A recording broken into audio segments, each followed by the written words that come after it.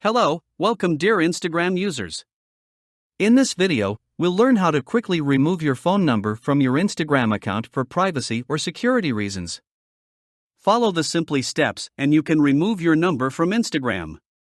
So, let's get started. Open the Instagram app, tap your profile icon, and then tap the three horizontal lines in the upper right corner.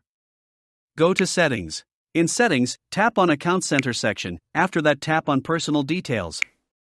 Next page you will see Personal Details where you choose Contact Info. Tap your phone number and in the bottom prompted open, tap the Delete Number option. You're done.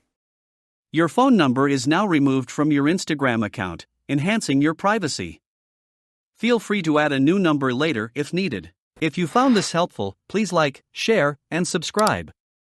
For more tips and tutorials, leave your questions or suggestions in the comments below. Thanks for watching.